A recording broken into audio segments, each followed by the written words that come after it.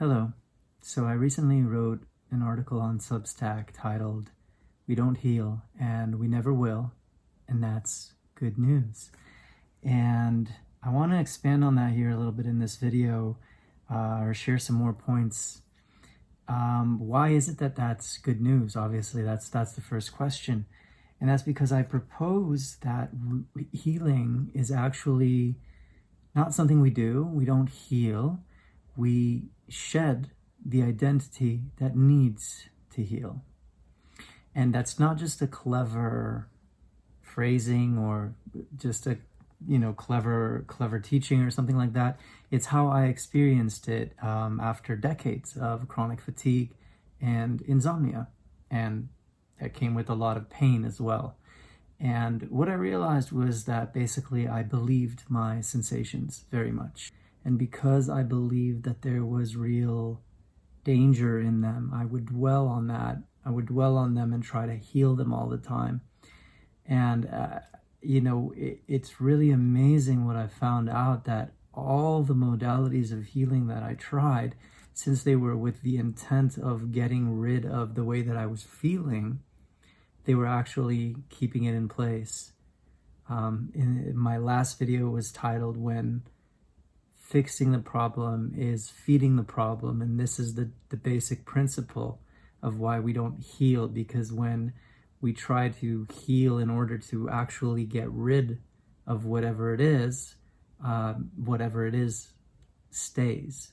It's the real clarity of, resistance is persistence. And obviously when we try not to resist, when the intent of not resisting is for it to go away, same pattern once again, or if we feel it to heal it as an attachment to that outcome, same pattern once again. And so obviously in a life of chronic fatigue, you feel quite stagnated. And I think that when people are having any kind of looping issue, this is a circular issue where the fixing of it keeps feeding it, and then you keep trying to fix it and it keeps feeding it, etc., etc. Any kind of circular issue, and spiritual seeking is one of those issues, by the way, is a circular thing. That's why it's not resolved by finding, but by stopping seeking. And that's because whether it's a dis-ease like I had, or spiritual seeking like I had as well, those are the worlds I come from. It's not that it heals, it's that we shed the identity that needs to heal. And that happens by non-reaction, again, not as a way to get rid of it, but really as a way of acknowledging what's going on and not dwelling on it. I realized that dwelling on the sensations was really telling the brain, or was the brain saying, this is a problem, we need to fix this, we need to get rid of this, this needs to go away, which, again, to my surprise, all the modalities of healing that I tried, even those that work. I mean, like, for example, I'm a Reiki practitioner, and Reiki works. I mean, Reiki is fantastic. Even that, though, with the intent behind of trying to get rid of something, may actually backfire. At least it did in my situation.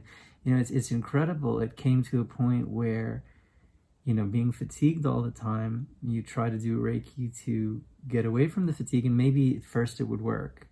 At first it would work, and then you try to do it again and again, but you haven't really healed on the core level. You're still using this thing to try to feel better. You haven't really healed the core level, which is really it is a fear. It's an anxiety, but it's still operating from fear. And spirit, the soul, your true self, whatever you want to call it, your core identity, is not operating from there. And it's trying to get us to stop reacting to fear, because it's a cycle of fear.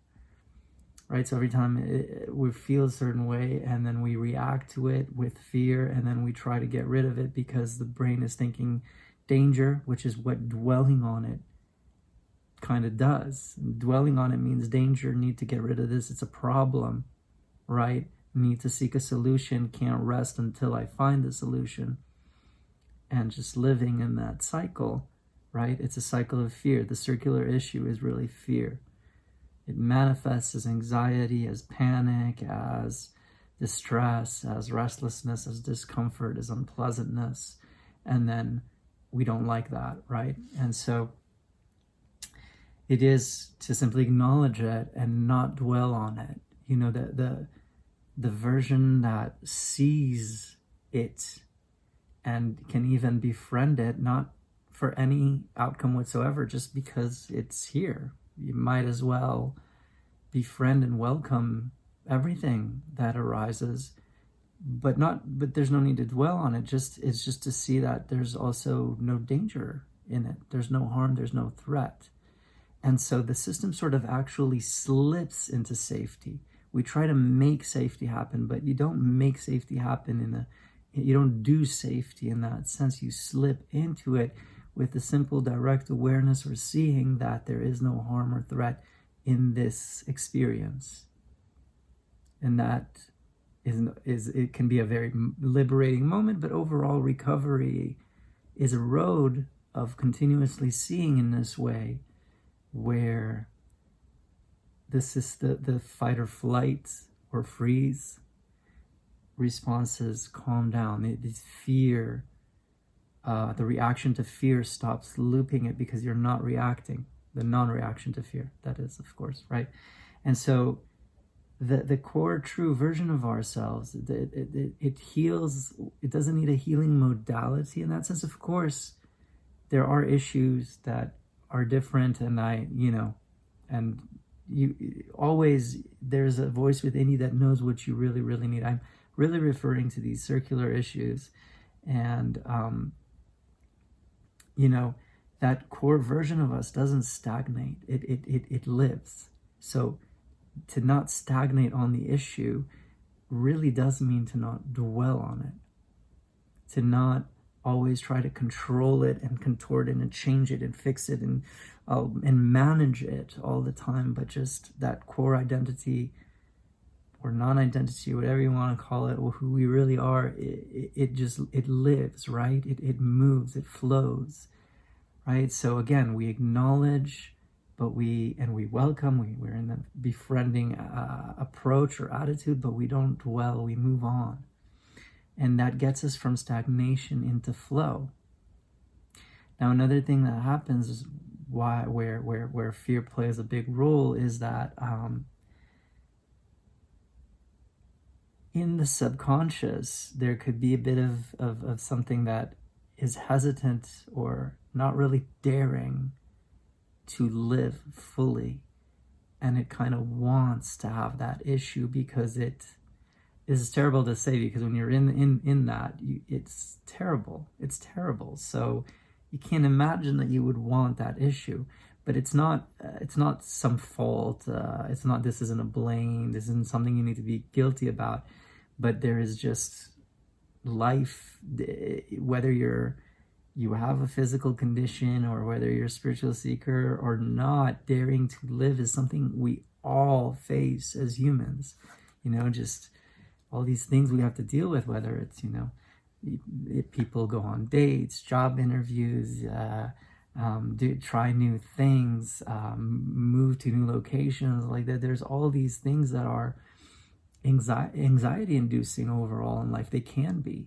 And in the previous video, which I'll also link to at the end of this one, I spoke about anxiety more specifically and how to view and frame that in a way that doesn't continue to create more anxiety.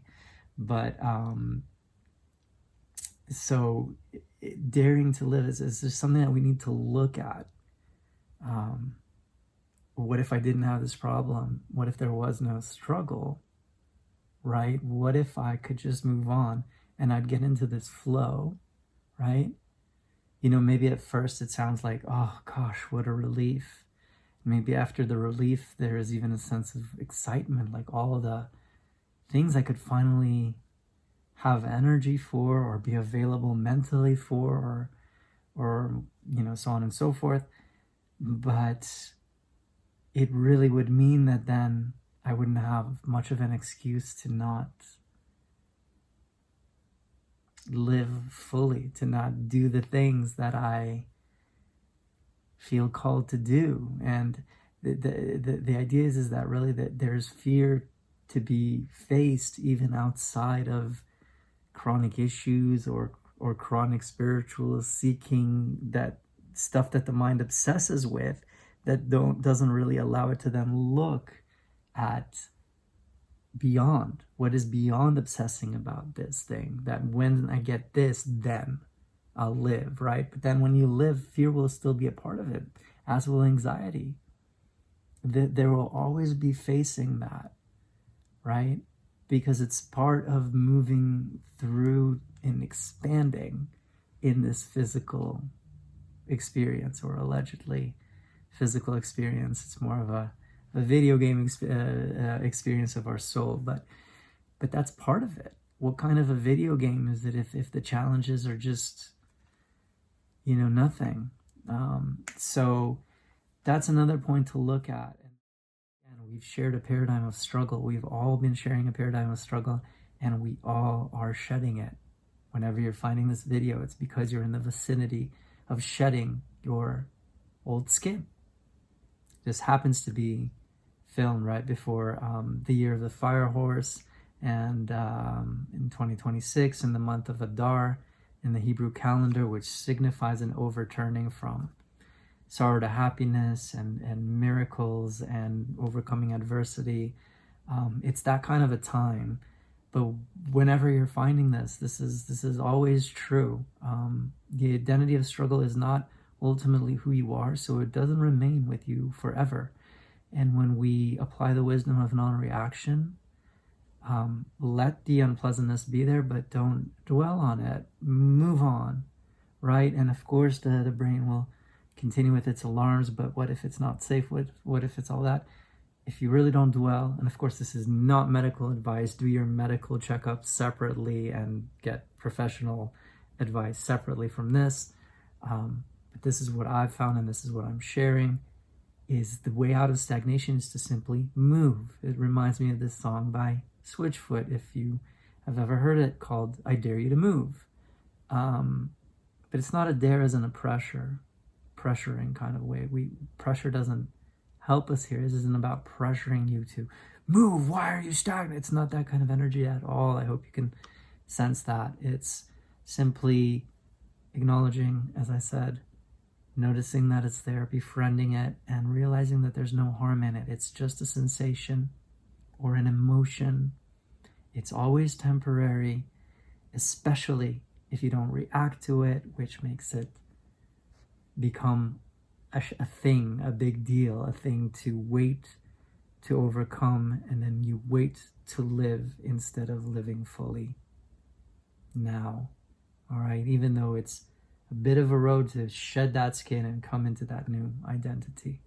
So if you want to connect, check links below. I also work with people with chronic fatigue, because my heart is with you, and people with insomnia, as well as just people who want spiritual guidance. I have many articles in the spiritual realm that you can check out on Substack, and